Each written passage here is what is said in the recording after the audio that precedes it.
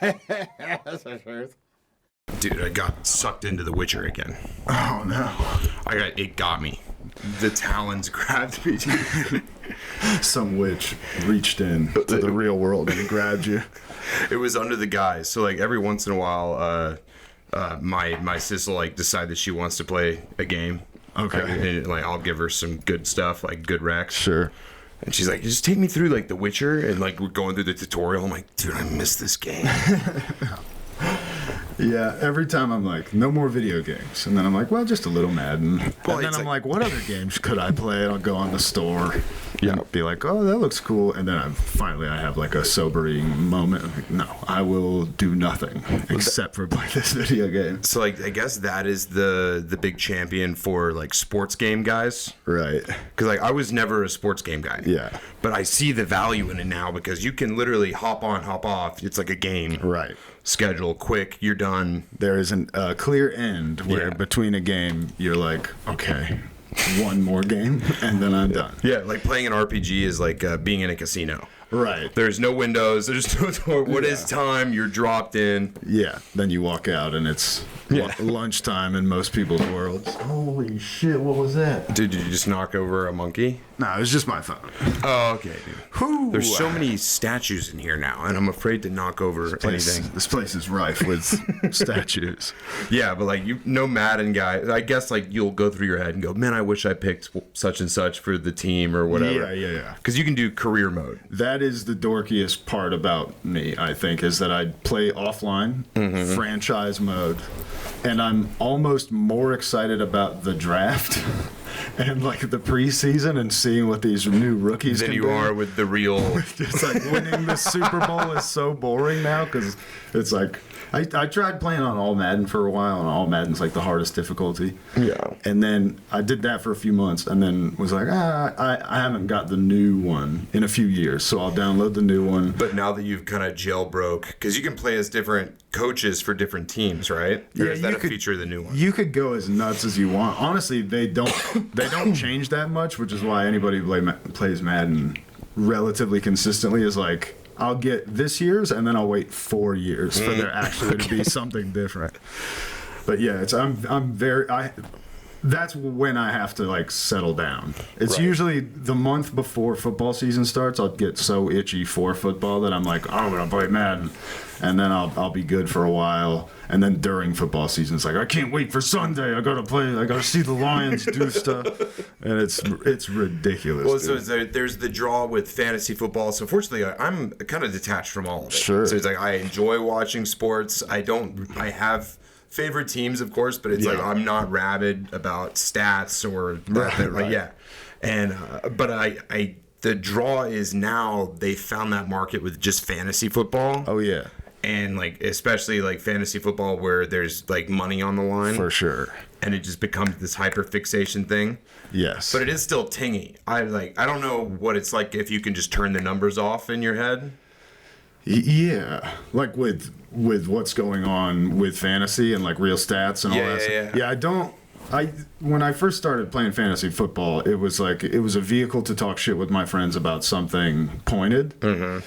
And then I liked winning, so I got really autistic about it and like trying to, Rain Man all the numbers in and moneyball it a little bit, where you're like, well, I can get this guy in the 7th round, and I can, and it got pretty out of hand, and I was the champion a couple of times. But did y'all do it all together, or was it all separate? Like, is it online only, or were you meeting up and doing like the draft in person? That's what I want to do, but you can never get adult dudes to all be in the same. Like, I think we've done it a couple of times where there'd be 5 or 6 of us there, and then everybody else was just joined in online. That was like the least believable part of that show. The league is there's like there's no way these guys all have jobs and can hang out every day. Right. Well, I think their only saving grace was that they're like they all live close enough and work in Chicago. Right. And so you can meet up at that little bar, and they all the whole joke of the show is that the only thing any of those guys really care care about is winning fantasy football. Correct. Like the job goes by the wayside. Right. Personal relationships are a suggestion. I got my stupid fucking kid's birthday on Saturday or whatever. And my wife's too hot. Yeah. Nick Kroll's great in that. It's a fun show. But I understand the draw, because it's like, I think especially with dude brain, like we're wired to do that, to like hyperfixate on something. Oh yeah. But for me, it's like time to think about crafting. Right. Like I'm thinking about. What do you mean? No, like different ores in some fantasy game. In the game. Yeah. No, not like crafting, like arts and crafts. I was like macaroni, a little macaroni art. Yeah, it's like you don't like sports. The next thing you say is, I'm really into making artisanal picture frames. Right. It's not even something cool like carpentry or weld. I weld art. I'm making shadow boxes. I'm making Christmas ornaments for all my precious memories. Yeah. Dudes don't really scrapbook like that. No. At best, we'll have a shoebox with photos in it or something like that, like some old thing it's kicked under a shelf. It's just it's a what are they called? Like a time box? That's not it.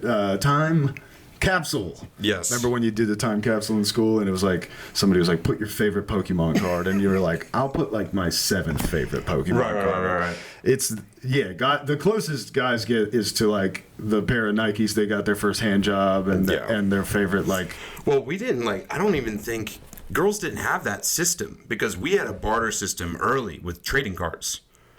Like of like you're out of the playground and stuff like that. So you're gambling with your friends in the corner, with these monster cards, just no money baseball cards. Yeah, there's no money yet. But we were definitely being conditioned for this generation of like degeneracy of gambling. Just over we had Beyblades. Right. Yeah. Beyblades was sick. Beyblades ripped. Before that, the like when Beyblades came out, it made Pogs seem like a game from the 20s. So it was like Depression era. Was Pogs the one where like they looked like almost little monsters, but they were shaped like a thing that you flick and you flick them at each other? I think Pogs were just different size like coins. And so there was like I might have missed Pogs. Yeah. Pogs was wild. Meanwhile, the ladies. Wait, what was it? I still don't understand what Pogs is. I mean, I don't know if I ever did. I just played it. It's a facet of a lot of those games. What do you mean? We just threw this at that? It's a social game. Were there points? I don't remember. Yeah, there were points. Yeah. Because I remember you'd want like a big battle Pog, and you'd throw that really high. Dude, I'm telling you. Oh, and if they landed on the side, it was a different numeric. Dude, do you remember? Whoa. Do you remember Pass the Pig? No. So there was a game, it was like dice, but they were these little pigs. Okay. And they had like different kind of spots on them, but they would have to land in a weird way. Like if you got it balanced up on its ear, like it was a breakdancer, that's like 7 points. Whoa. That sounds dumb. But there's like matches and stuff like that. You almost like try to make hands with it. Like, interesting. Yeah, so there's a numeric value to like each pig. Yahtzee. Kind of, yeah. I don't know. My family was all kind of into that, like gambling adjacent stuff. Right. Like I have like intense poker players in my family. Sure. To where like thanks for a long time, like it's a little different now because people have moved away, but like those early years, the family poker game at Thanksgiving and Christmas was the most cutthroat. Just intense. Dude, it was wild. Like you would almost like if a lot of stuff had happened to you that year that people could mess with you about, you didn't play. Oh, nice. Your mom started being like, we have to wait till after dinner because otherwise dinner can be ruined. Oh, it's like, you eat first. Well, everything's playful at dinner because, we haven't started playing. Right. And it's still kind of smack talk and it's fun. Yeah. And you've just been building up all year.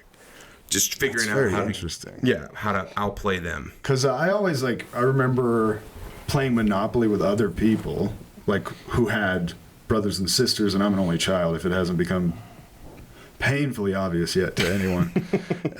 Wait, what is there only child energy? Only child syndrome? What is it? Okay, I always had a sister, so it's like I see only children. Yeah. They're either just they nailed it. Right. Like the Thank you. Well, easy, buddy. I said 2 types. Oh yeah. I did not put you in a group yet. I mean, do the other one, but we know. Well, no, the other one is this baby syndrome, right? Like everything should be given to me all the time. The youngest kid or whatever. Right. Only child. It kind of like, it probably in the worst case scenario, gathers a little bit of all of oldest, middle, youngest. Some of their syndromes. It just like takes and picks and chooses.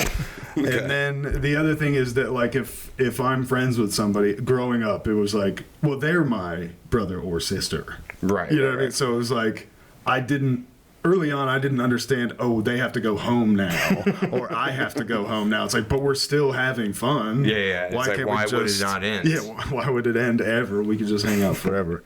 Because back at our house, we're fighting over clothes. Right. There's a hierarchy here, and you're getting in the way. Yeah. But for me, I saw a great, I wish I could remember this dude's name, but I just like was death scrolling and saw a great stand-up clip of a guy talking about being an only child.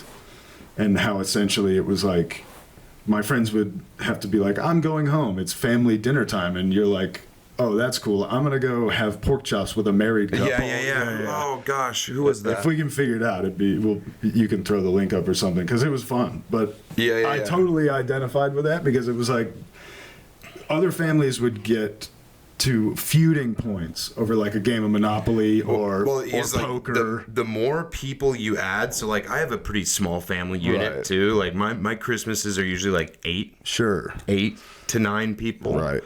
But some of these people have these Game of Thrones families. Yeah. And there's layers of intrigue and drama and incest. No, just kidding.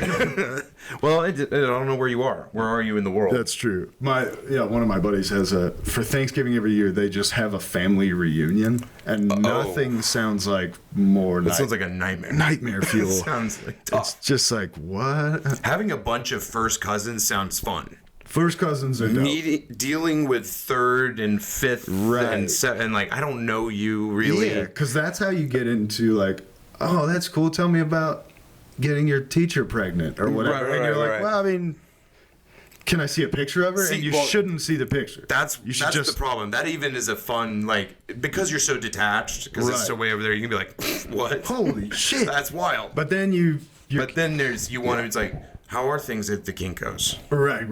And then Yeah. And it all ends up being like, I don't know. People are people. Like, there's dope people everywhere. Of course. Here's like a cool, like, I don't know. I was about to say this is a facet of the South, but it's probably everywhere. There's dope people that just prefer to do that. Yeah. That prefer to have a big family reunion for their Thanksgiving. Yeah, I don't know about that, dude. That seems almost like I understand if y'all have to run a crime family together. That's a big deal. Like, if you're a crime family, yes, you got to go big. Because you got to... Yeah. These are the trust bonds; they can't be separated, right? But if we're doing, why are we getting 400 people together? Yeah. We all got our own things going on. We used to have a family reunion like once every 10 years or something. You did like high schools that I would go to. Yeah, it was kind of like a high school thing. But it was wild. How many times you hear the sentence or say the sentence? Do you remember me? Right. And it's like, yeah, it's sorta. I guess 4. Yeah. Well, that's when they do the bend down and they go, when I saw you last, you were this high. You were about yay high to the sky, little man. Oh, yeah, am I bigger? And I'm like, yeah, well, now I'm up here. My eyes are up here. Look up at me. It is still, you're talking to strangers. Because I was a freak kid. Yeah, you are talking to strangers. Because it's the first time your family's like, this is our family, but stay away from that. But Uncle Brian is a problem. But there was none of that. And he's a 4th cousin, twice removed. He's divorced 2 different ladies in the family and remarried one of them, the first one, And you have family going like, don't eat that. Yeah, exactly. don't go for that bowl. You figure out way later that you did have a cool cousin who was putting mushrooms in the brownies or something. I've been to like 2 big ones. 2 family reunions. 2 in my life. And I think 2. It might have been 1. Might have been 1. One big one that you've divided into the Godfather in your head. Yeah, exactly. Yeah. And it was just in like a park. Yeah. And there was like a big gazebo thing. Pavilion maybe. Dude, there was for sure a pavilion. Because I think a pavilion is just a gazebo that's too long. Yeah. And has regular roof. But there's something about seeing your 9th uncle just in jean shorts in a pavilion just going like, whose are you? Whose are you is fun. Because that's what we're all striving for, is to not give a shit like that guy doesn't give a shit. And that's the weird bonus quiz, because like, whose are you? You say your parents' name and they go, like that's not enough. Yeah. You have to go another layer down. Well, that's why the Game of Thrones has all the lineage. First of his name. Your patents of nobility. Your patents of nobility, fucking dude. R.I.P. Heath Ledger. Dude, I ripped A Knight's Tale not but 4 days ago. Ooh, but less than 4 days. That's awesome. Everything about it. The soundtrack. It rules. It's such a good movie, dude. It's hilarious. So funny. Homeboy from that. He was in Game of Thrones. He was the Baratheon. The one who got killed by the deer. He was in. I'm spacing on his name. He's so funny. He's very funny. And Alan Tudyk, the redheaded guy, crushing. And then the dude who's supposed to be Chaucer is very funny. Right, Geoffrey Chaucer. The other guy. He was in Wimbledon. Yeah. Ripped in Wimbledon. He's been in a ton of stuff. That guy is awesome. Yeah. He's very cool. And then Alan Tudyk is kind of one of those. He's one of those last, like, I'm just a comedic actor and I pop up and give you something dope and then I fade. Yes. He's like the Daniel Day-Lewis of like one-off comedic roles. Yeah. Do you think he makes shoes somewhere? He's just all. He's just all. I actually make all my own special effects makeup. Yeah. He's in there. I could see him be really into churning. What are those YouTube videos where like a guy will bring a old watch back to life, and he's just like taking all the parts out and cleaning them. But it's like when like a comedic actor who for some reason is very serious in all of his interviews. Like it's like, how are they? Because I'm just very interested in the intricacy of the mechanisms, and I look back to my tutor and all of this, and he just goes off, and the guy from E is just like, wow. Yeah. Meanwhile, he's like trying to find a good way to show a clip from Dodgeball where he's dressed like a pirate. Yeah. Steve the Pirate.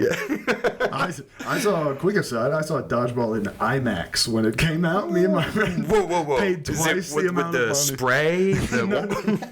No, it wasn't at the fucking aquarium or whatever in Chattanooga. Right. It was just at the Mall of Georgia. Shout out to the mall. And we were like, well, I don't know, this movie looks funny. Why don't we just go see it as big as possible? Okay, IMAX just big. Just the big guy, yeah. With the insane Dolby sound. I get confused because it's like they all have slightly different names. Like when you go into a movie theater and they're like, have you tried our special theater? They tried to make that huge for a while. Yeah. I remember taking a class field trip to whatever it's called. What's the one at the Chattanooga Aquarium? And they have a little square. And so there's like a movie theater right there, but it's all educationally... this may be where is this? A made-up memory in Chattanooga. Okay, I didn't mess around much in Chattanooga. Okay, so some of our field trips would be Chattanooga, and then me and my family would go to Chattanooga because it was close and different. Okay. For like a long weekend vacation. And they had a cool theater. They had a theater, and it was when everybody was like, "We're making 4D." So it would be like, how many? Because I didn't even get D. I don't ever understood what D's were. I was like, dimensions. And I'm like, we're 3D. How is it more than us? And it can't be. It was just, it was, what do you call it? It's olfactory senses. That's all they're really doing. They would let like a fart smell out and spray you with water. Yeah. So that's what I was saying. Like that was 4D is the little spray. Right. I did, there was one right by where I lived in North Hollywood. And I don't remember what it was called, but it was one of those ones you sit in it and it's like almost little roller coasters. Yeah. So like each row is a detached unit. Right. So during the movie, like I went and saw like Avatar there, and it would tilt forward like this when you're flying, and stuff like that, or it would pan and tilt with the movement. Massage your prostate. If like if one of the Na'vi shot you with an arrow, a little thing in your back just poked you. Whoa! Just went like right there. That sounds pretty just fun. Get speared through. Yeah. It was bananas, and it would do like little wind gusts and stuff.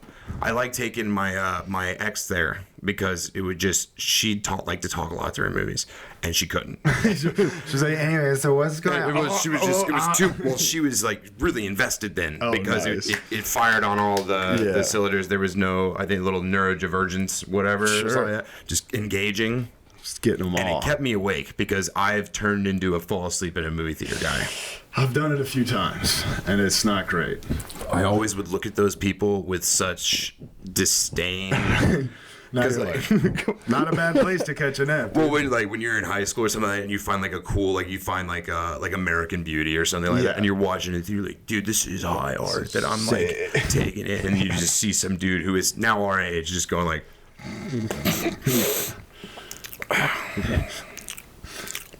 Yeah, sucking down on a huge Coca-Cola because his mouth's so dry. But now you realize it's like that's a man who can watch it whenever he wants. Exactly. That's a man who can be like, I'll just catch it later. It's not it. This movie isn't as nice as how this feels. Yeah. It's just lying kind of back. Those when you walk into like if I've turned a corner and I see it's one of those theaters that has full. Recline. Like the couches where they're going like, it's over. It's done. I just paid $30 to fall asleep and spill popcorn. I'm like, well, that's it for me, man. I'm probably not going to see this movie. Let me go ahead and put in the notes. Check it out later. Yeah, now I have to. If I really want to watch a movie and give a shit about it, I almost have to watch it at 10 o'clock in the morning. Dude, I can't see. Is that blinking? Dude. Oh, what just happened? It just stopped. Oh, it succeeded. Oh yeah, just hit the record button, dude. We nailed. Dude, did you? That was a spider sense. Yeah, you got it now. Did you get the feel for? That was weird. I felt the tingle, and I shot over. I'm like, it's about to turn off. Just hit it. Yeah, like, that was wild. But it has been like it is almost a spiritual battle. Walking towards the couch recliner seat in the movie theater, where I'm just like, you're better than this. You don't have to take a nap. Like, you don't have to fall asleep. You just stay awake. Like getting hyped up. I'm like, all right, here we go. You've been waiting to see this. This is Gladiator 2. They give out the trailers way too early. Yeah, dude. Dude, some of these movie trailers are coming out a year and a half before the movie comes out. It sucks. And don't get me excited. No. Don't get me fired up, dude. I don't want to be all fired up for some movie I'll forget about. Dude. I'm pretty sure I heard about Black Myth Wukong when I was in high school. I don't know what you just said. All right, fair. Black Myth Wukong. It's a PC game. But it's like it was just like 20-something years in development or something like that. Jesus. But like they can't help themselves. They got to give the teaser out. And then it kills you. Yeah. Because then you turn the corner and there's couches. And then, for your whole life. You're just like, nodding off, waiting for this game to drop all the time. Yeah, dude. Yeah, dude. Fuck this, all this teaser stuff. Mm-hmm. Well, people got fired up. I think maybe it was, I could be wrong here. I'm not a cinephile. I'm sure there's plenty of better examples. Like, I think Star Wars. Like the anticipation for because he came out and named the first Star Wars Episode 4. Right. Yep. And now everybody is like, well, we have to position ourselves for merchandising. Yeah. And we have to like come out with the first one. Do you think that's what it was? You think it was a merchandising choice to make? No, I think maybe no. For George Lucas, I think 4, 5, 6. He always had it in his mind. Do you think he wrote it from one? I don't know. That's a pretty good question. Because if he was like getting through I've never documentaried this or anything, but if he was getting through the New Hope process and then was like, you know what? I actually like the idea of a prequel. Maybe when we come out, we'll just call this 4, and everybody will be like, what the fuck? It's just gangster. It is pretty gangster. But it did the same thing to like movies that like sometimes some guys talk about Carlin and say, and now we have to come out with a special every year. Right. It's just like when the Secession, when it hits, it's then expected. Or like Nirvana's cool, but it gave birth to Nickelback and Creed, and some people think that makes it even cooler. But movies take what, 3 years to make? It feels like they don't actually. But that has become the normal thing. Because it's like, all right, well, if you're filming for, a lot of these are filming for 8 weeks. Some of the crazy ones take a whole year of filming just because you have to do 700 locations. If you're like on location or something crazy. Which is fine. Or you have to build insane, intricate sets. But a lot of times it's like some movie like what was it called? Like the Darling, whatever, that was all Harry Styles and that girl, Florence Pugh, and it's all like drama, incest, whatever. It's those movies take fucking 8 weeks. You're filming it in a house, but then it's like, well, we have to do the press junket in every country, all press junket, and it's all promotion. Well, there's ones that are backed by like. source material, Right, and there's ones that are backed by star power. Yeah. So there's like Game of Thrones or anything like any fantasy thing, any kind of like even like to some level like documentaries. There's source material, right. So there's gonna be hype built up for the content For sure. But then it's like when it's an original idea, God forbid, there's an original. It was written just for a movie, Dude, yeah. and not because it was the most successful book series of the last 5 years or whatever. But it's just like everything now. It's based off of something, usually something that was already made into a movie. Yeah, that's. And it's we keep getting a copy of a copy of a copy. Did you ever see that? I thought it was the best. And again, I'm always terrible about giving people fucking credit, especially on podcasts. But I saw this probably last year. This great Reddit post that somebody turned into like just meme form so that it could rip around the internet. And it was essentially this guy explaining why Star Wars was cool originally, and that it was like George Lucas loved Seven Samurai and was using this sort of intergalactic thing as a lens to do Seven Samurai and a lot of these other cool stories or Asimov or whatever. And so Star Wars was the lens. And now the problem that people who are always fans of those first 3 Star Wars movies have, even if they can't articulate it as well as this dude did, is that it's full Ouroboros. It's the snake is eating its tail, because now you're doing Star Wars through the lens of Star Wars for the sake of Star Wars, because Star Wars makes money, and because Disney is like, we don't know how to turn machines off. We just, when a machine prints money, why would I unplug it? Yeah, well then they're like, well, we'll do an anime rip, like a version. Yeah. And then we have the you have the cartoon version, and then it just gets franchised, and it's Yeah, and every once in a while you get Rogue One, which was pretty cool, and I've heard the Clone Wars animated thing is pretty cool, but I just can't. But it's like, we're hearing about movies far too early. For sure. I mean, I get it. No, actually, you know what? For people who are really into fandom, they like the anticipation. Sure, and they go to cons and they ask questions and they do the thing. But I'm like, they're making a movie. Yeah. There's some good stuff I think coming out. There's the Odysseus. There's an Odysseus movie. Odysseus. Ralph Fiennes. Whoa.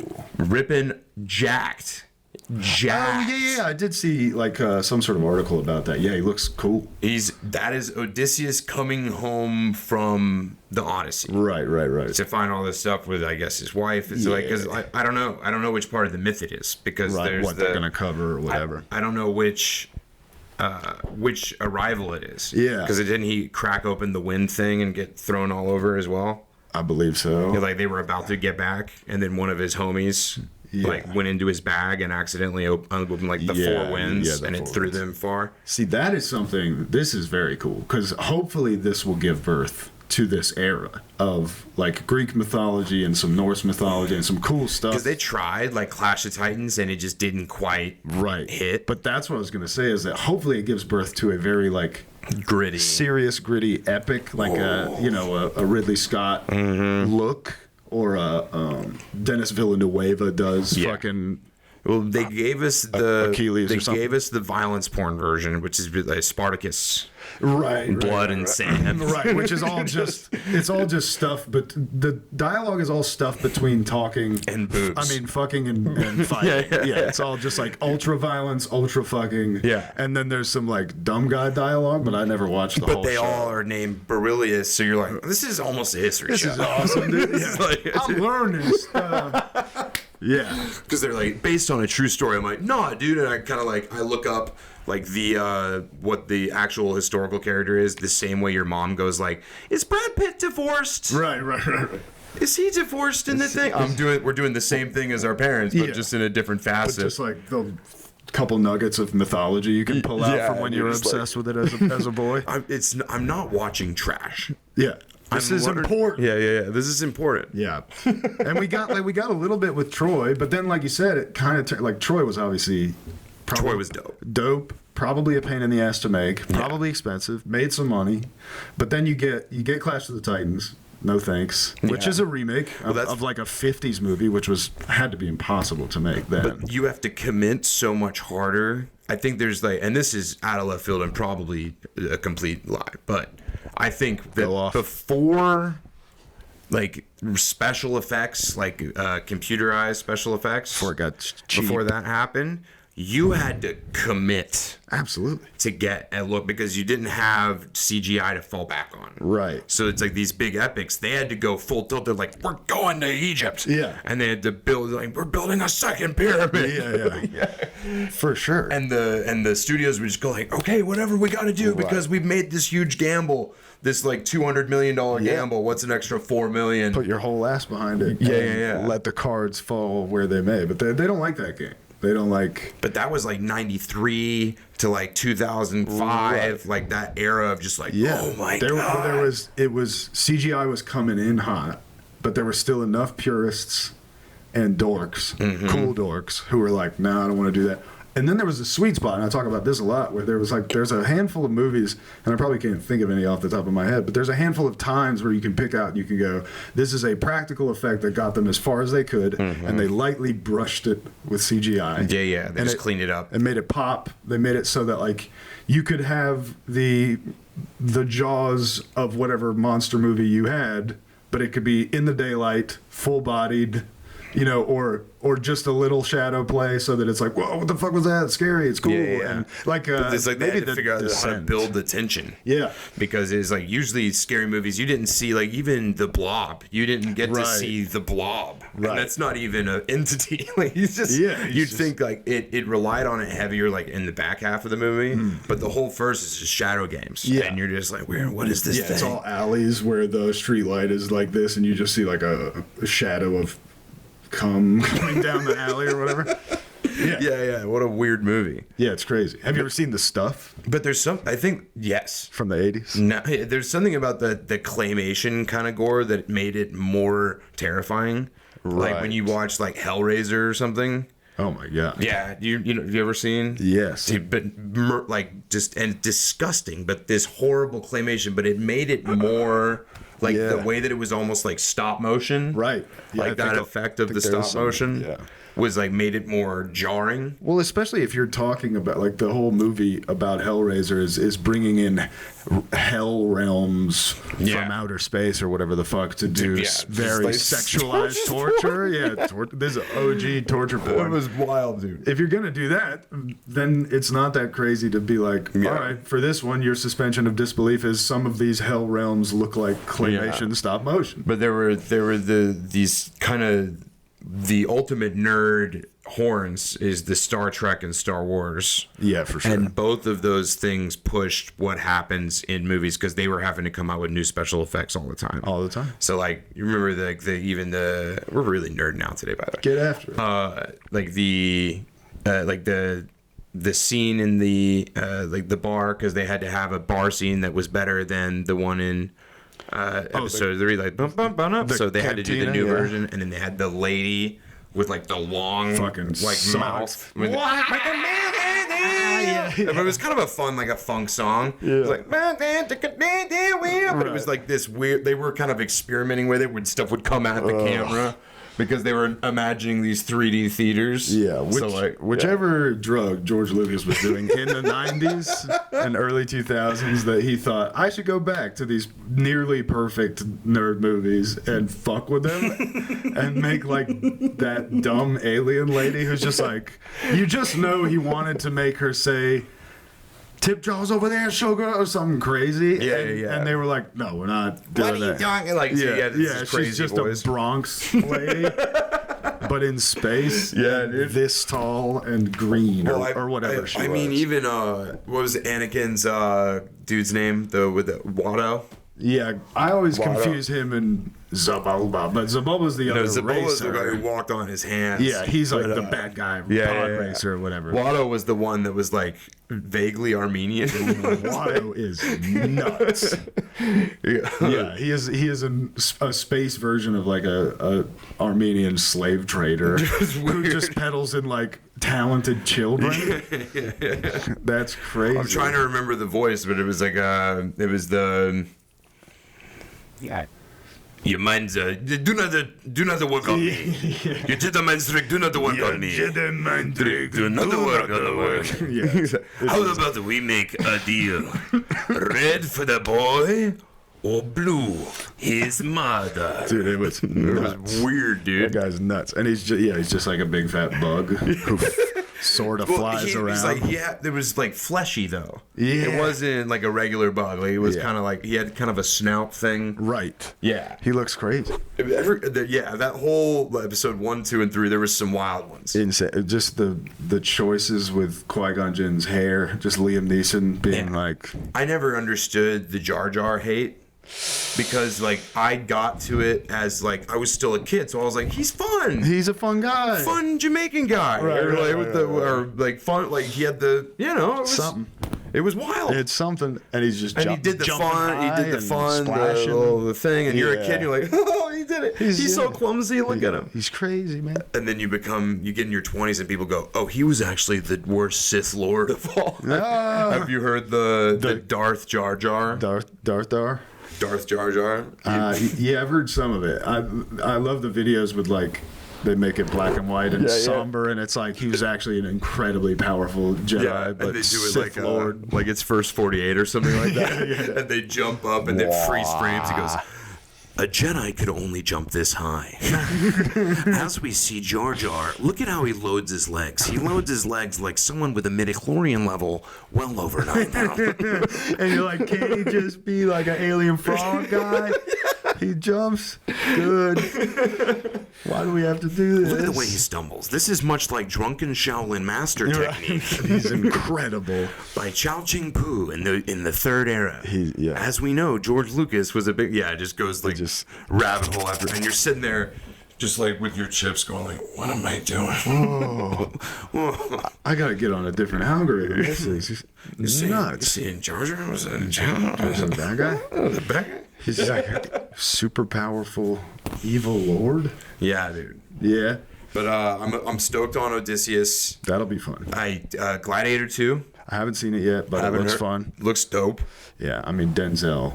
Anytime he's like, I'm coming back to do a thing, you're like, I'll be there. Like, when was the last time we got to see Denzel with swords? I don't know. Book of Eli? Yeah. Does that count? Yeah, that counts. He's got the couple machetes. Yeah. God, that movie rules. That movie was so good. That's one I probably watch. Printing the Bible on it, and then just walked away, and like every person that I just like, oh, it was a Christian movie the whole time. That was so funny seeing that divide people the way that like Harry Potter divided us small groups in the 2000s. Is it or is it not witchcraft? Yeah. Should you let your kids? My parents didn't let us read him. Oh, because it's read him, Harry Potter. Yeah, Harry Potter. Yeah. I said he didn't read.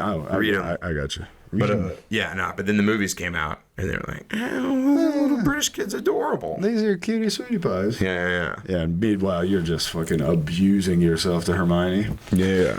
Like we all were. Well, I think it's like my parents, probably rightly so, had kind of books on a pedestal. Right. Like having a book in your room is like you could get ideas from that book. Oh, yeah, sure. Yeah. Which is true. It's very true. It's why my parents didn't let me read Mein Kampf. Didn't let you. Like you were trying to. Like you were at the gate and just like, I heard it's a forbidden book. All my friends are reading it. Come on. Yeah. That's a weird parental moment. Mom, all my friends are reading Mein Kampf. This book's called My Struggle or something. It's like, you know what? Skip it. Read it after you're done with college and you've already made up your mind about a lot of other stuff. We don't want you getting ideas.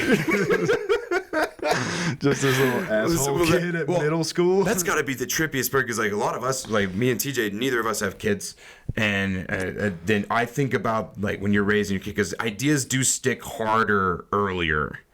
Because when you're first building out your kid or your character or whatever, you know what I mean? Like you're molding these little fuckers. Like, well, that's the trippy part. I imagine I'd see raising the kid the way I've seen like RPGs. I'm like, well, we got to get him in violin. This kid doesn't have near enough skills. Yeah. We're just beefing him up. I was like, all right, guess what? Today we're doing pottery. And as long as you aren't like a super douche about it, I don't think that's the worst way to go about it. Like, from an outsider's perspective. The way my folks did it with sports is they said you're gonna try all of them. Yes. You do every sport, and then when one hits, see what you like. Rip it. Yeah. But I would kind of like whatever, dude. I don't know. That's not bad. I like the idea that that parenting is like a little bit more experimental. I think there has become a problem. It's like the 90s and the 2000s gave birth to the parents who like found a couple of books. Right. You know, it's like all the books that were pun intended, born out of What to Expect When You're Expecting, which was like a global phenomena, at least in the Western world. Well, they used to teach at the house more. So, like, when you look at, like, the schooling system or whatever, it's like your family, you learn how to read from your parents. Yeah. And stuff like that. Like, and you did a lot of stuff with your folks. For sure. I could read it, like, pretty well, you know, for a kid. And then, it was I think that was, our generation was probably the earliest generation of kids. How many kids, like, some classes had more than half of kids who could barely read. Yeah. And you're like, you're learning the alphabet. Like, you guys don't know the fucking alphabet. We're 5. Well, it's like, well, we had, it was like, there was mandatory reading at the house. Yeah. So it was like, and it was, we'd talk about it after, but it was like, you know, intense stuff, like Tale of Two Cities when we're like 5. Right. You're hearing Dickens. Yeah. It's like, and wait, today we're gonna learn about Freud, and you're like, easy. Whoa. Take it easy. I'm not ready for this. Take it easy. Yeah. I'm not ready for this. He's gonna make me want to fuck mom or whatever. Yeah, but I think it's gotten away from that, I think. But now it's also like there's so many people now probably going like off grid. Like people like seeing the internet and doing this, like, I'm actually gonna homestead, and I've been like ripping, and they have a little bit of a point, because it got so like people find their niche of how they think parenting should be, and then they just like, no matter what, stick to that. A thing that an idea, a plan that they made 10 years ago. No matter how much times have changed, how much their kids changed, they're just like, no, this is how you do it. And you're like, well, you have zero like room for play around and, like figuring out what your kid is interested in. This is the curriculum. Yeah, now you have a curriculum, and essentially it's just autopiloting parenting. Instead of being like, well, I read this book, it seemed interesting, and then it paid dividends, and my kid seems well-adjusted and cool and interested in stuff, and like. Well, there was a need for specialization. Right. So like when the hobby era or whatever, where it's like where kids were just really ripping and like specializing early. Right. And now it's kind of, you know, you do kind of whatever. And then I don't know. But super athletes are getting bred now. For sure. So like when you think about like the sports side of it. Yeah. Like it's been down the line so many times. Like, dude, the athletes coming out are insane. They're crazy. It's nuts. It's always like twice as bad, like as impressive as like a couple years before. Oh my god! Because I remember like when I was like a high school and college, a senior in high school, just before college. Yeah, there was a dude. We got it. Like you'd see the occasional just freak of nature. Yeah. Where you're just like, whoa, easy, bud. 6'5", 290 pounds of shreddy spaghetti. With just like a size 17 shoe. Yeah. It's like there was a dude I had jump over a car. It was state championship senior year. Okay. And I was we were a smaller division, you know what I mean? Like, well, then I wasn't like that big, but I had not lost in the shot put that entire season. Oh, nice. So like every meet, first play, all the way down, and because I was training with Throw One Deep. Yep. So we were doing it. I was the only kid who cared. It wasn't even. It wasn't that. It was a stiff competition. Right. It was just like I was doing this thing, and I got to the state championships, and there's a dude. I can't remember his name, but I think he ended up being he was a running back at UGA.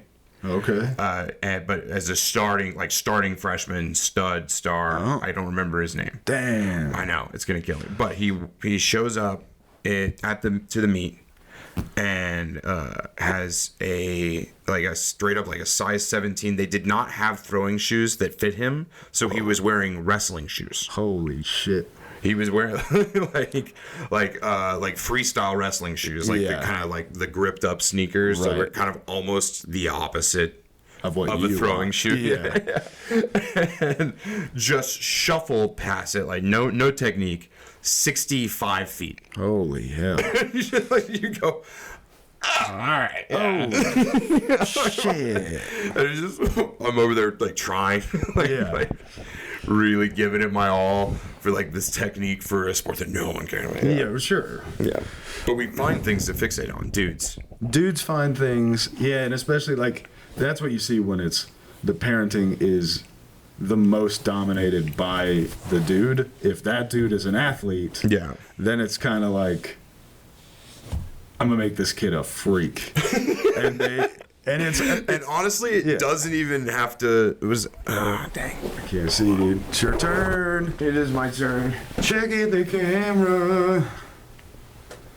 Oh, no way. Uh-oh. Pause. Dead. He's got me, dude. Geralt. Geralt. I like those books, though, man. I like the like, sort of, Song of... That's against Game of Thrones, what is it? With the, all the Witcher lore. Like, I've read, like, 3 of the books. I've never done it. It's fun, dude. Seems like a good bit of fun. Were you a big, like, fantasy book guy? Oh, you did hit record. Nice. Not really. Like, I liked the movies, and I played some of the video games, but I don't think I read like a ton of. I'm sure I did like the shorter stuff, and I read Narnia, and I read like stuff that was a little bit easier because having nuts ADHD, anything that I would see that was over 250 pages. Really? I was a big And you were out. I was early on novellas. I was a novella kid. I was just old man in the sea at like 11 years old, smoking cigars. But it's like you romanticize that too, because it's like, this is all I need. I can roll it up and put it in my back pocket and go climb the tree. Exactly. Read it in the tree. Get my Huck Finn on. But yeah. That was always the biggest knock for me for like heavy fantasy tomes, was that Jesus Christ, 1,100 pages? What the fuck? I like that though. I like that there's like a whole history, and there's a glossary, and there's an index, and I can look at maps and stuff. It's a very cool thing. It is weird. But I would like, my problem is I'll put it down, and if I don't read every day on the same book, I'll just forget. I feel like I can pull I'm pretty good at self-policing, like knowing when to pull the chute. Sure. And like to not get into full, like, where it is your identity. Yeah. Because like there's a fine line of like I'm getting off on learning the lore and figuring out like, oh yeah, well, tell me about the War of the Trees. I want to hear about that, because it's like, it's just fun. But then you see guys like there's and the problem is I'm about to like kind of take a dump on these guys. All that to be saying, I love everything they do. Sure. But it's just like, but I'm saying I'm trying not to get to that point. Like there's a dude, I think it's called like the Men of Gondor or something like that, or like World of the Rohirrim, and this guy is essentially has a PhD in the history of a nation that never existed. A PhD in pretend? Yeah, that's cool. Yeah. It's just like where there's like appendices being referenced through his contributions to the you know what I'm saying? Like where it's become a almost like academia. Yeah. Like where they expect the same amount of respect that you would give a PhD in neurophysics or something. Right. I don't even think that's real neurophysics. Sure. No, I just put two smart words together. Yeah. There we go. This guy's seeing into the future. Right here, checking out neurophysics. It's gonna be a new one. But like when they attach that to it, they're like, all right, dude, no one understands the War of the Pleiades more than you do. Yeah. Now what? Yeah. No, I like the idea that those guys look down on fan fiction people, and they're talking shit the way we would talk shit about heretics, improv or something. Oh no, I thought you mean like almost like biblical. Like, look at these heretics going off of the source code. Now there might be some that are like, this is non-canonical nonsense, dude. Yeah, they've become theology majors at I'm in the Church of Dune. Yeah, the Dune Church. Have you watched that new show? I have, dude. Of course. Give me the quick review. Obviously, careful of spoilers, I guess. But I don't know. So it's cool. It takes place 10,000 years before. Okay. The motion picture series, movies, the birth of Paul Atreides or whatever. Yeah. But it's kind of it's like the most spin-off shows or something like that, like they're afraid to get too close to the source material. Sure. So you're like, well, what about when Sauron was a baby? Right. it's Muppet babies, but instead it's all the bad guys from Lord of the Rings. Exactly. That would be awesome. That's what they did with Ring of Power, because they're like, we can get far enough away from this to where there's kind of a gray area. Right. And so there's where that. All the Tolkienators won't revolt. Exactly. Slowly. So this one's kind of like that. So it's like the birth of the Bene Gesserit, which are like the kind of witchy ladies. Yep. That are Muslim. I don't know. What is the? There's a name. They've got the full shawl. Yeah, like a burqa. Yeah, they're burked up. Yeah, they're like somewhere. The Bene Gesserit's kind of somewhere between like. You call them many Jesuits? What did I say? I said Bene Gesserit. Yeah, many Jesuits is very funny. Yeah, many Jesuits. But I think I'm sure Miller was pulling from like ancient. Muslim mystics and Jewish mystics. They pulled because it was all supposed to come from Earth. Right. So like the Atreides were kind of Roman. You could see like the Harkonnens were kind of Persian. Like there were like, and there's these like they still speak like Mandarin and stuff like that. Oh, okay, fine. So there's like it's weird because they attach the lore to our future. And like history. Right. So there is like they'll occasionally be able to get away with like some like nod to like Aristotle or something. Ooh, interesting. And you're in there, like if that had happened in Lord of the Rings, you would have been like, hey, what the fuck? How do they know about Aristotle? How y'all know that? Well, I had a little bit of that. I'm like, oh yeah, why is it Sunday in Middle Earth? Why is it just February? Sunday. Yeah, like the months got me. I was like, y'all using an Augustinian clock? Well, they do say that that he was saying that was kind of the unofficial history of Great Britain. The Lord of the Rings. The Lord of the Rings. Like there's like some talk in like that world where they say like that was Tolkien's thing. He said that like Great Britain didn't have enough like mythology. Oh, nice. So he decided to kind of create his own. That's pretty fun. Yeah. So it's like, and everything was kind of named different. So I don't know. Seems like a fun guy. Yeah. I don't know. Tolkien. He seemed pretty dope. Yeah. There was he was definitely one of the boys. Of course. So like, there was a flyer, and it's like it's big in like nerddom. This flyer that was basically he was announcing a birthday party at his house, and at the bottom of it it said drinks at 7, chariots at or what is it called, carriages, whatever. Sure. Carriages at 10.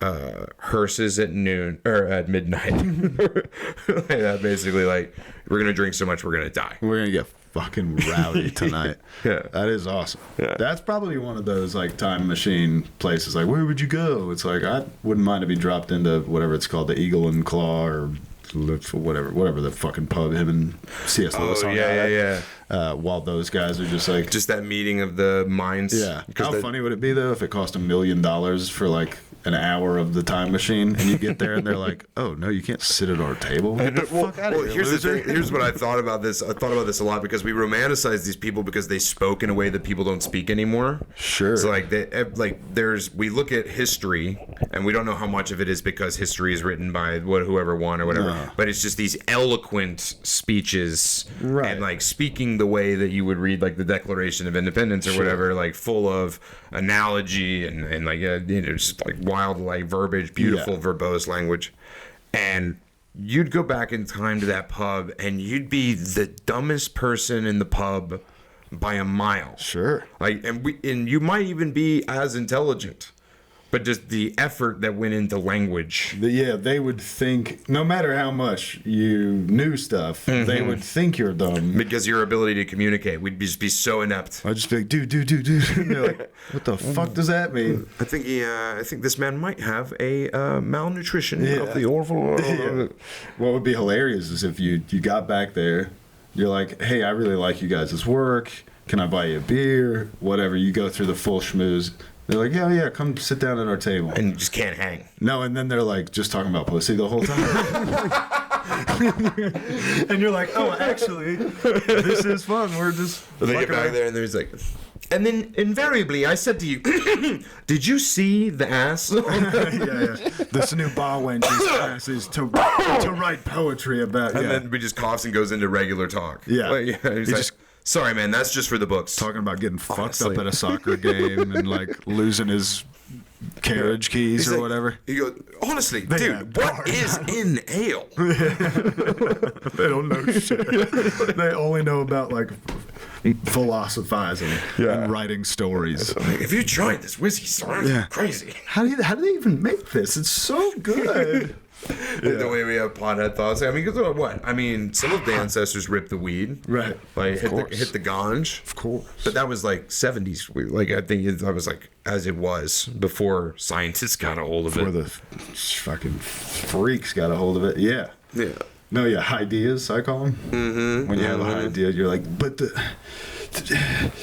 just don't understand how big the universe is. And you're like, I know, I mean, as much as I can. But that guy in the 1450s give him everything. Give him That's true. 12 mansions. Well, he had a telescope. Yeah. So, and nobody else did. And he figured out how to bend glass. He's like, I'm not kidding, dude. Yeah. This thing's fucking huge.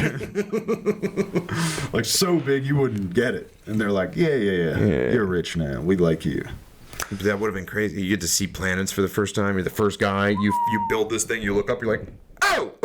Holy shit. Yeah, the first guy in your town to check out another planet. Yeah. You're like, guys, they're not pinpricks in a big piece of fabric held by giants. I don't know how to say this, but I think this motherfucker might be round. And they're like, burn him! Burn him! Burn him! Don't show me your black magic machine. And he's holding the telescope. He's like, really? Just look. He goes, that's how they get in your brain. Yeah, this is the devil's eyeglass. Yeah. He sneaks in through your eye and he controls your thoughts. Jesus said so. Don't look it up. It's in Latin. It's in Latin. You can't read it anyway. Don't read it. I was just listening to a podcast on the death of all the saints. Do you know about Saint Lawrence? No. He's a patron saint of chefs and comedians. Oh! I had a necklace. Someone got it for me as a joke once. Did they tell you why? Because he's also the saint of the poor.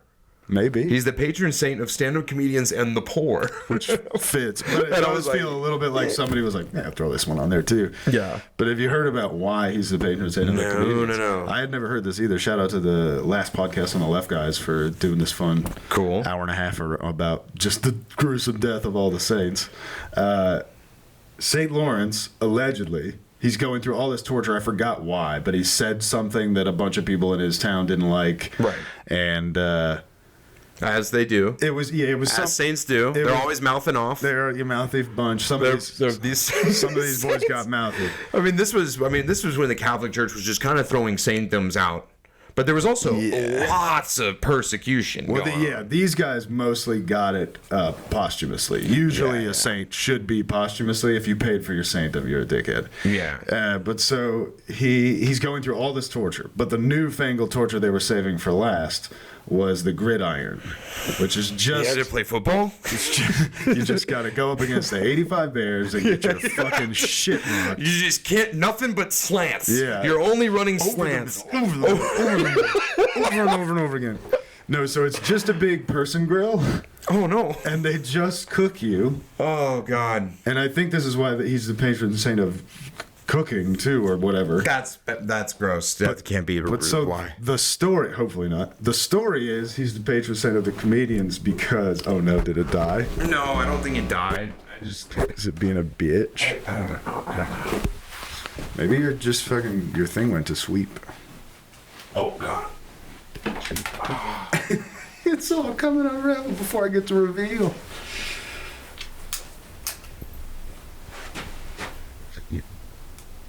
Oh no, your memory card's full. I have the audio, it's fine. It's fine. The end of it was that while he was being grilled alive, he allegedly turned up and said, turn me over, I'm overcooked on this side.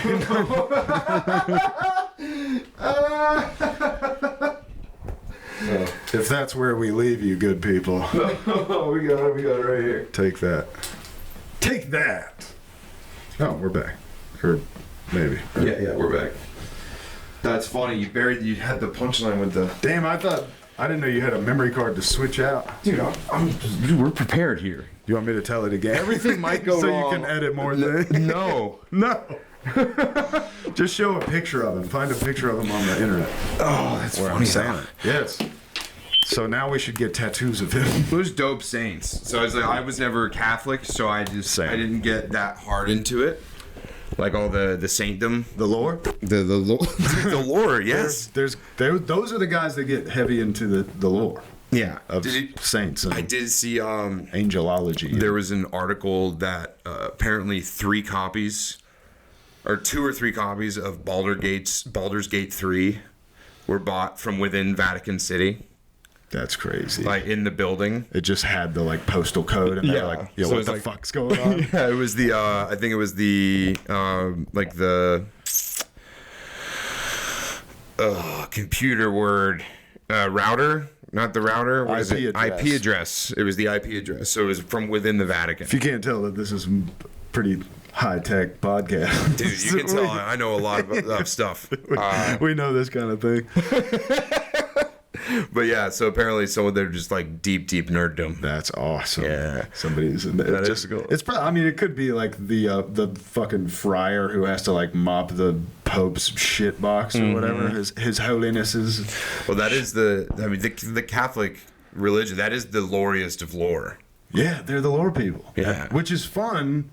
And Catholicism would obviously be way more fun if it was mostly lore and almost zero kid touching or whatever. I'm like, when did Peter kill a dragon? You see some of the iconography. I missed this part. Have you ever seen? That just reminds me of just like different crossover things. Have you ever seen like old Japanese paintings of American history? I think so.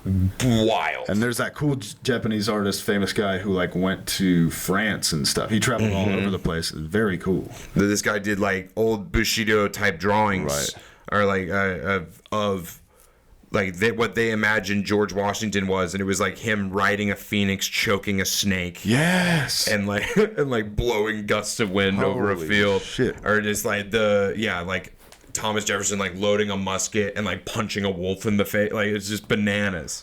If I can find some of it, I'll find some of it, and I'll get a full back piece. I'll put it up on the. I'll do that. I will edit that. I will figure out how to do it. I'll figure out how to do it. That's fun. So like, it's just the kind of fun stuff you can look forward to.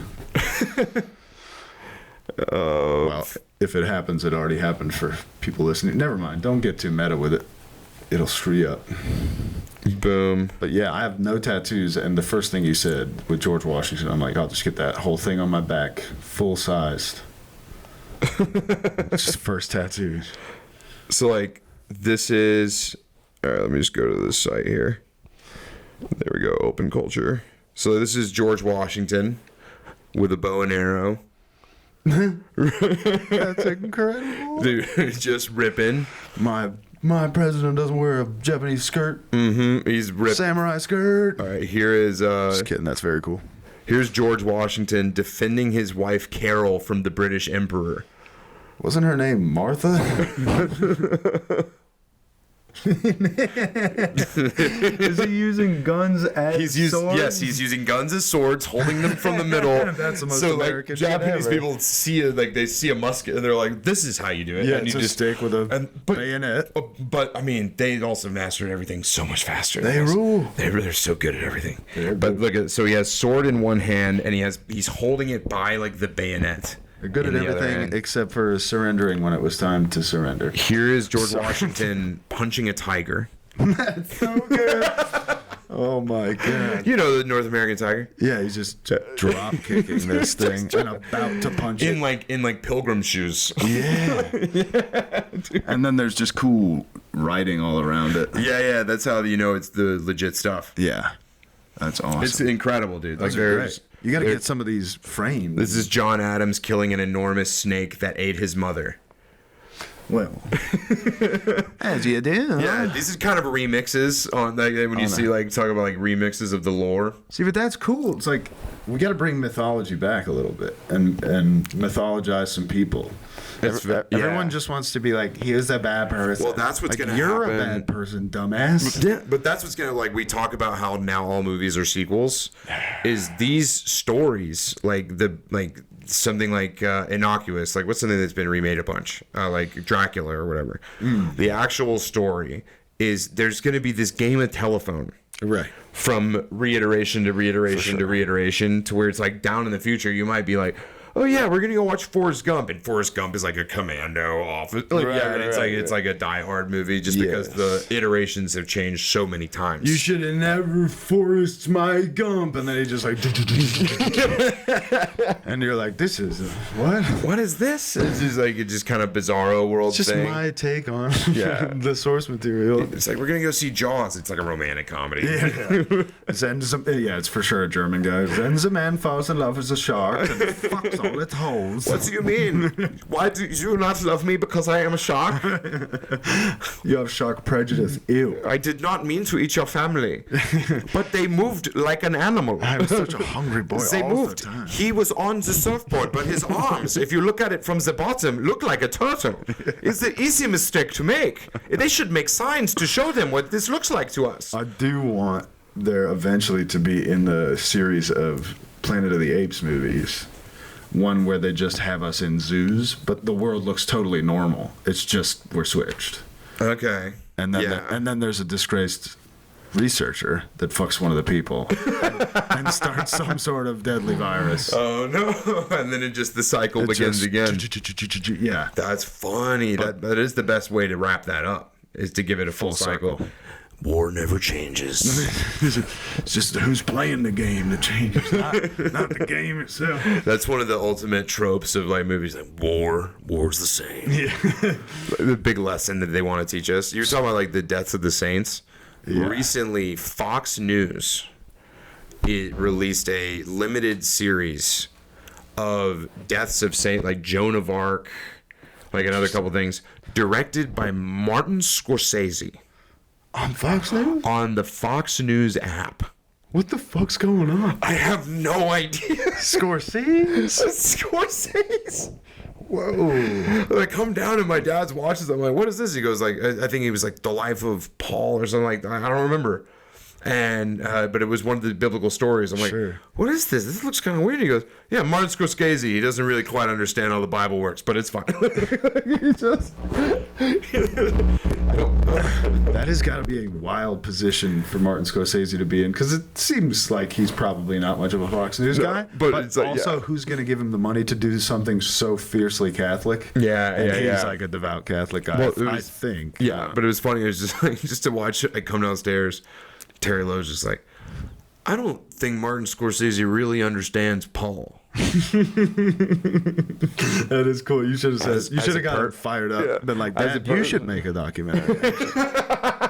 You can do it, dude. He is doing great. Like, so now that he's retired, he's going full in with like theology and like read like Aramaic text back and forth. That's like fun. Deep study. Like deep study of the word, and it's like it's intense. What's this mean in the Greek? Yeah, that's cool. Exactly. It's really dope. That's very fun. But it is cool to watch him. Like he sees that program the same way like we'd see like a documentary about comedy or something. Like, that's not actually how it went down. Or like any movie ever made about comedy where you're like, this is stupid. Was it Punchline? Yeah, I think with Tom Hanks. Yeah, maybe. You've seen this, right? Not all the way through. You gotta give it. You gotta give it a gander, buddy. Well, next time we hang out here, buddy, we'll watch it. We'll fire that up. Get kind of stoned and fire up fucking Punchline or whatever it's called. Well, dude, we've been talking for a long time. We should probably wrap this up. That's true. Should we kiss? Goodbye, guys. That's the truth.